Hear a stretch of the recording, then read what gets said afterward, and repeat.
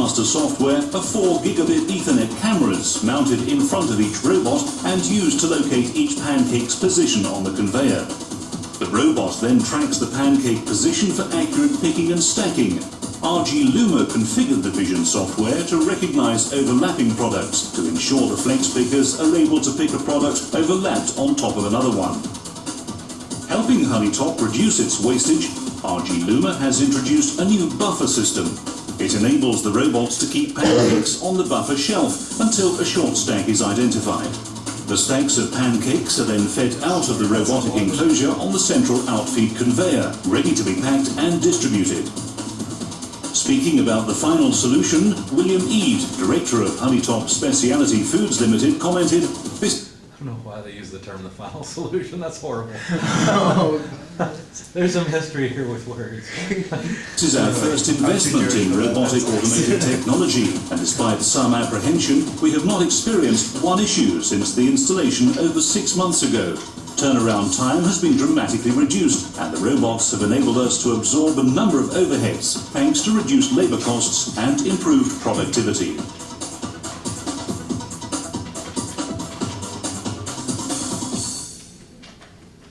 So, I mean, anything from what seems like hardcore industrial stuff to stacking pancakes. It's pretty neat, right? Now, I realize that was a different software than what we're using, but it's still all operating based on the same stuff. It's all ones and zeros put together. Now, the hard part is figuring out how to put a program together. So program design and algorithm design is a significant challenge in and of itself. Now, as we go along, the way I'm going to build this up is I'm going to give you guys harder and harder challenges to program and try to help you but my goal is to help you understand how you put fairly simple programs together and what the command set is, what are all the different commands you can use, how you use timers and counters and the examine if open, examine if closed, output instructions. That's what I'm trying to help you learn and understand. But once we get into the second half of the course, I'll give you a couple of methods. In fact, I may give you one before the second half of the course that will help you make an algorithm, make you design a program, because it can be quite a daunting task to say, well, I've got all these pieces I can put together kind of like a Lego set. That doesn't mean I have the designs for the ship, right? That's a different thing than just saying, I've got a pile of bricks over here. So I'm trying to introduce you to the bricks, and then I'll show you how to put them together into something meaningful in an easier way. So hardwired logic versus programmable logic. We've seen some of this already, so I'll go through it quickly. Hardwired logic is basically fixed. So you can make this ladder diagram out of relays, you can make it out of logic gates, you can put it together, but the problem is that it's hardwired. If you want to change something, you're going to change the way this thing works, it's not easy to do. So you see your classic start, stop, seal in circuit here. So you press start, goes in this relay until you press the stop button. This is just to make a motor work. So you see you got an overload set of contacts in the motor. You've got some switches associated with this relay besides just that one. And this is just driving some lights to show whether or not the motor's on. So if the motor's on, this relay's on, that pulls in this set of contacts and turns on the red light, whereas if the motor's off, then this set of contacts, which is actually normally open, would be inverted and then the green light would be on. So there's a hardwired program. As you guys have seen, we can instead put it into the PLC. We can instead just wire up all the start, stop, and overload switches and then put logic in the PLC to do the same thing. And why this is nice? Well, it's because if we ever want to change how this thing works, we can do that pretty easily by just changing the program and not having to move a bunch of wires around.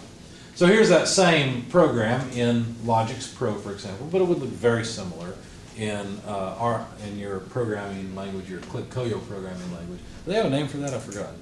I think it's just ClickCoyo. Yeah, it's Click software. But it looks very similar to the circuit. It looks very similar to what it would look like in Click language. So we've got these instructions, and then there's branches, and the rungs, and the power rails, which is very much like what you have in a real circuit. Now, you understood all that so far, I think. You've already seen all that. But if you think about it, a logic gate is a lot like a rung of ladder logic. Remember we said that an AND gate, for example, is kind of like two switches being wired in series to turn on an output? Well, this is a logical AND function, isn't it? It's just the way we write the program. limit switch 1 and limit switch 2 have to be true before the solenoid is true, or the output is true. It looks just like this. A has to be on and B has to be on before Y is. So this is an AND instruction, just like a logic gate. That's what it's doing, the same thing. You can write it as an equation. A and B equals the output Y. Now a lot of times this is simplified because in regular algebra we drop the dot that indicates multiplication often, right? So that's what's been done here. A dot is usually used to indicate the AND function. So be careful. We're changing all your math vocabulary now. Dot no longer means multiplication in this context. It means AND, a logical AND. Okay? So here's a line of ladder logic in a programming language where we take limit switch 1 and it with limit switch 2 in order to compute the output. And really, this is what the PLC is doing. The PLC will take the ladder logic that you've written, convert them into equations, and then evaluate those equations. That's really what it's doing when it's running your program. It's evaluating each line as an equation and calculating what the result, the output, should be.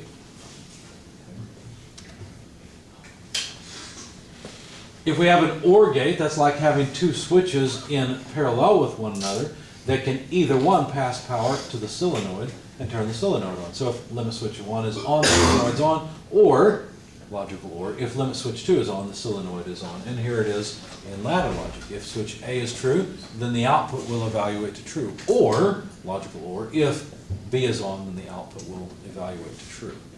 The biggest logic circuit I ever saw was actually, well, out of logic chips. It was bigger than the circuit. Let me back up. I took a class when I was at Purdue main campus in PLC programming and automation programming and other things. PLCs was just a small part of it. We didn't get to do near as much as I have you guys do in this class. Not that it was a bad class. There was other things we covered that were really important. But it was really interesting because I'll never forget the professor telling us a story about one of his former students. And we went down to the lab with this professor. We were working on a really old PLC and doing some very basic ladder logic just to see that we could do it. And he showed us this circuit off to the side. The circuit took up, probably about one or two of these tables sitting in front of you. That's how big, and it was all logic chips. Dual inline pin, just packed logic chips. And he showed it to us and he said, you know what this is? And of course we had no idea. You could wire it up to do whatever you want, really. He said this is a motion controller, and what it did is it controlled the motion of an XY table. Okay, so it was all the logic chips for controlling the motion of an XY table. He said that one of his former students had built it, and they had some people come in from industry that were some CNC company, I can't remember who it was, maybe Haas or somebody like that. So these executives or managers from this company came in and saw that board and saw what it could do and said, well, who made that? And so the professor said, well, my student here did it. And so immediately the executive went over and said, hey, come work for us. We'll give you a job. So you can see that what we're learning here is actually really valuable, okay? Because that student had to understand a whole lot about the inner workings of CNC machines to build a circuit to control one and do a good job with it. Nowadays you can download plans for riprap, right, and do the same thing, but you didn't develop the code and the logic for it, so it's still an impressive thing. Anyway, the equation that would represent this would be A or B equals 1. And you say, wait a second, I thought that's A plus B equals 1. Remember, we're not dealing with regular algebraic functions, or operations. We're now dealing with logical operations. You may want to make a note of this. The dot symbol, which used to represent multiplication, now means logical AND. So I'd put a dot, and I'd put capital AND on your paper, okay? Plus no longer means addition, it means logical OR. So I'd put a plus and capital OR so that you can remember what these things mean. Because we're going to end up writing quite a few equations. In fact, we'll get into Boolean algebra a little bit later because you'll need it, but not right away. We'll do that probably second half of the course or so. Okay? Now in ladder logic, it's just laid out the same way, right? Where you have either switch on computes the output to be on. Okay, so here we have a relay schematic where we have two limit switches. We have a pressure switch, and the pilot light is on if limit switch 1 is on or limit switch 2 and the pressure switch is on, you see. And so the function of ORing the limit switches together is like having a gate that ORs A and B together, and then feeds that result into an AND with the power switch, you see?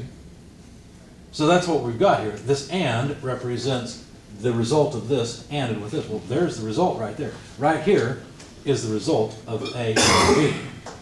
Okay, we have to AND that result with the power switch in order to get the output. Now we could write it as a Boolean equation as A or B, there are parentheses around it. In other words, just like in regular math, we have to take these parentheses to mean do this first. This is an order of operations control thing. And notice we've eliminated the dot, but it's understood there would be a dot there. It's like multiplication. So it's understood that there would be an AND here. A or B quantity and C equals the output. So that's the Boolean algebra equation that represents the circuit, and that represents this line of ladder logic. Okay, so A would be like limit switch 1, B would reference limit switch 2, and C would reference the pressure switch. And these are really just four ways of saying the exact same thing. You can convert between them. We'll do a little bit more complicated conversion later in the course. So here's a program to implement this logic. Here's something a little more complicated. We've got limit switch 1 and limit switch 2 and float switch 1 or float switch 2. So we take, now I'm questioning this. Let me think for a second. Yeah, that would work. That would work. Okay. So we've got A or B, that's these two, ANDed, in other words here, with C or D. So you can see how this looks very much like this, but it's getting more complicated to figure out what the gate logic should look like. Yeah. So the A or B is basically like the first part on the left and then the second part on the right. So it's basically just that is something different. Right, that's correct. Because if you think about it, this makes sense, right? If limit switch 1 is on, and either of these two is on. So if limit switch 1 is on, true, and either of those two are on. Okay, so that works. It's the same thing. Here's the equation. A or B, ANDed, understood multiplication sign. C or D equals the output Y, or Y equals that. Okay. It's kind of neat that you can convert all of these between one or the other. There's the program. Not surprisingly, looks just like the circuit. Here we've got a little bit different logic. Here we've got two things that have to be true, or one other thing that could be true. Now you might look at this and say, well, wait a second, this is, seems like we can kind of put this together any way we want. Yeah, that's exactly the point. We can. There are times where you will want different configurations. The logic should be set up where a couple things have to be true, or this could be true. It's kind of like saying, okay, I have to go to work and do my job to make money, or I could just win the lottery. You see? See what I'm saying? In that case, I don't have to go to work and work hard. You see? So that's kind of what this is like. So the logic, of course, is we have to AND these two limit switches together first, the result of which gets ORed with something else to determine the output. And of course the logic is A and B, quantity or C. Now here's one thing about, well, the reason we use the multiplication sign for ANDs is because it's understood that there is an order of operations, and that is that ANDs come before ORs. So these parentheses are really superfluous. They're extra. We don't really need them because it's understood that A will be ANDed with B before being ORed with C. And that's another reason that we drop the AND symbol, because your usual math training will lead you down the path of saying, oh, we got to do this first and then we can OR with C. It's one of the reasons for using those symbols the way that they're used. Another reason is because everybody, when they're first learning this, wants to say AND is plus, and it's exactly the opposite, right? AND is multiplication symbol, OR is the plus symbol. So hopefully that helps decrease the confusion about what this operator is. It is not an addition operator. Okay, so here's the same thing in code in Logix Pro. You'd set it up very similarly in Click. Another permutation. So we've got two series in parallel. So we've got limit switch 1 and limit switch 2, or limit switch 3 and limit switch 4. So I can either take job A, go to work and make money, or I could take job B, go there instead and make money. You see, both outcomes are the same. I make money. Here's the equation. We would read it as A and B, or C and D equals Y. And there it is in a program. You're going to get the pattern here. It's pretty straightforward once you understand it. Limit switch 1 ANDed with push button equals solenoid. Well, now wait a second. Which one's which? Well, I think this would be like A, and this would be B, because look, if we're not pushing this, then it's true, right? If this is 0, we're not pushing it, then this is true because it's the inverse. And in that case, it's possible for the out to be put to be on if A is on, because we need to take A and the inverse of B, and that's what this means. A with the inverse of A ANDed with the inverse of B is the output Y. Now, I don't really like this because, again, I don't want you to associate this with this and say you always have to use that. In fact, I would say this is a mistake. I would say this is a mistake. This command won't work. This will not produce the same logic as this does, right? If this push button is wired up to an input and this is an instruction that references that location, actually by default, that switch would pass power. And so really it should be A and open contact B, because by default, this one would be on and would be passing power. So this ladder logic program actually will not do what this is trying to do. And in fact, you notice it's fixed here. There's no slash through this, because it would have to be A and B, because B is just a normally closed thing. So really, this equation doesn't match this. There's a little bit of a translation there that you have to understand. All right. The output lamp of this circuit is on only when push button A or B is pressed, but not both. Well, do you know what this dashed line means here? What it means is that these are two sets of switches that are associated with the same button. So when you push the button, both of these change state. So if I were to push A, there would be contact here, but no contact here. If I were to push B, then contact would be broken here and contact would be made down here. If you look right now, there's no path for the current to go through, right? It can't make it through there and can't make it through there. So the light's off. If I push A, well then current can flow through the upper switch and get through Y. On the other hand, if I push B, current can flow through here. If I push both, there will be no path. If I push both, this one will be disconnected, so the bottom rung won't work. If I push both, this one will be disconnected and it can't get through. This is actually something we already said. What is this?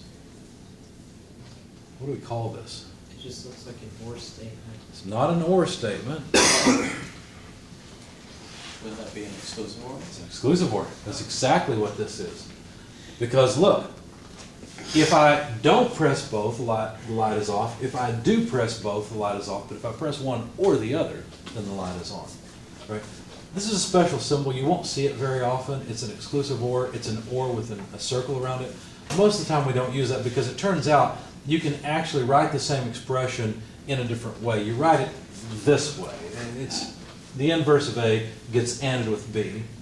The inverse of B gets ANDed with A, and those results are ORed together. The whole thing makes an exclusive OR function. Let's follow it through and see how it would work. Imagine that A is off and B is off. We'll just count normally. Okay, we're actually going to count in binary. So if both are off, what's the signal right here? On or off? On, because it's an inversion. This is on. B is off, however, so the output of this gate is off. So this is off, So far we haven't gotten Y on, but this is an OR. So if this one's on, Y will come on. But it didn't make it through here. Let's try again. These are both off. So we've got an off here. Why even bother figuring out that that one's on? Because it's not going to make it through. So we got a 0 here, and the output's off. So 0, 0 computes to off. Now let's take the other easy case, which is on, on. A is on, B is on. If A is on and B is on, I'm going to analyze it a little bit differently this time. If B is on, this logic gate could pass a 1, so could this one. Do you guys like Minesweeper? Kind of like playing Minesweeper, right? Where you got to logically figure out where the mines are. I don't know about you guys, but I usually got bored with it, went too quick, and then blew up. Got quick and went to something else, like 3D pinball. You know? But anyway, if A and B are both on, then we've got ons for both of these. So far, so good for both paths. But if A and B are on, then the inverse of on will always be off, and both these outputs will be off, meaning the output itself will be off, right? The only way to get a 1 to the output is by having A off and B on, or vice versa. Now you notice they're mirror images of each other, right? So it doesn't matter which one we call A and B. If we imagine this one off, this one on, then off, inverted is on, B is on and on is on or anything, I don't care, is on. So that's how I get a 1 through here, is by having either one on. And that is an exclusive OR function. You can write it in ladder logic this way. Notice how these two instructions are both referring to switch A, and so now you don't actually need two sets of contacts on the switch.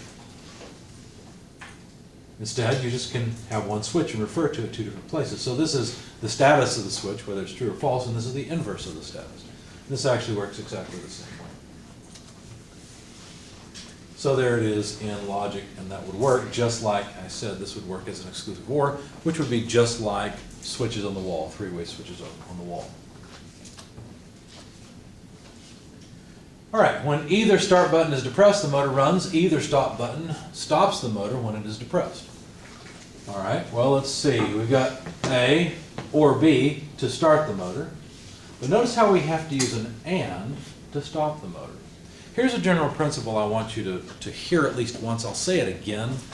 AND turns things off, or turns things on. And I'll illustrate that a little bit more later. I'll say it again.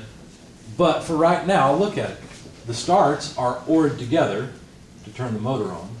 The stops are ANDed together in order to turn the motor off. So let's see, if we look at a gate version of this, if we press the start button A or start button B, then we get a 1 here. Either stop button goes into the AND, well, both stop buttons go into the AND gate and are ANDed together. They're both on if they're not pressed. So we get 1 and 1 and 1 gives us 1. Now you'll notice we've got feedback here. There's a feedback loop so that we can seal in. Did you realize that? You can use an output as an input. That's kind of nice. This hints that we could have memory. In fact, that's what you do with a NAND gate, is you tie the output of both gates to the other input of the gate. You can have a memory module. Anyway, the point is that this is like this feedback right here, right? Where when this coil comes on, the switch associated, or a switch associated with that coil comes on and allows us to continue powering the output. So if the output's on, well then we've got an on signal here for sure. But as soon as we press either of the stop buttons, we will get a 0. And notice this is a tri-input AND gate, just like this is a tri-input OR gate. There's 3 inputs. Any of these inputs could be on for the output to be on, but for the AND gate, all inputs have to be on for the output to be on.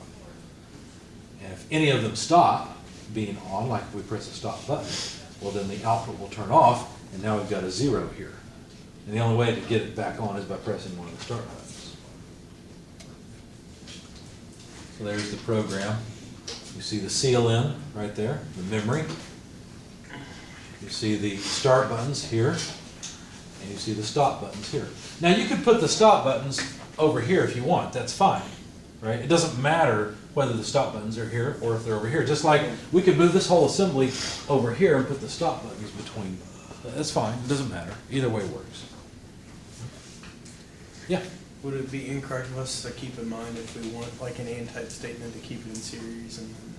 No, that's absolutely what I'm saying. Yeah, if you want an and statement, you need something in series in ladder I'm logic. trying to relay this into what I'm Yeah. really programming. Yeah, if you want an or statement, you gotta branch around. If you want an and, you go straight through. But you- That's right. Anything else? That's a good point.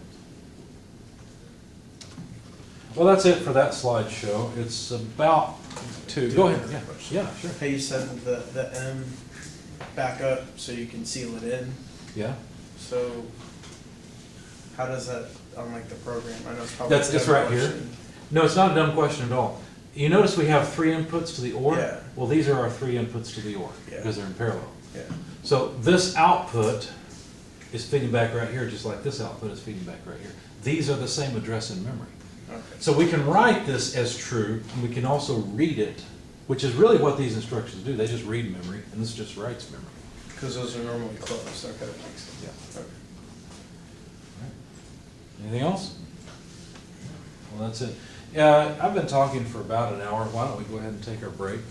When you come back, I think I've got one more set of slides to go through, although I'm getting tired of going through slides, and you probably are also. Oh, I don't have more slides. Good. It makes sense. We can work on the lab, but I want to show you one more thing when you get I wish I back. had this last week. And for those of you watching the video, I'm just going to show the CubeStormer video and just say that it's the same thing. We can use logic to do all this neat stuff. How he's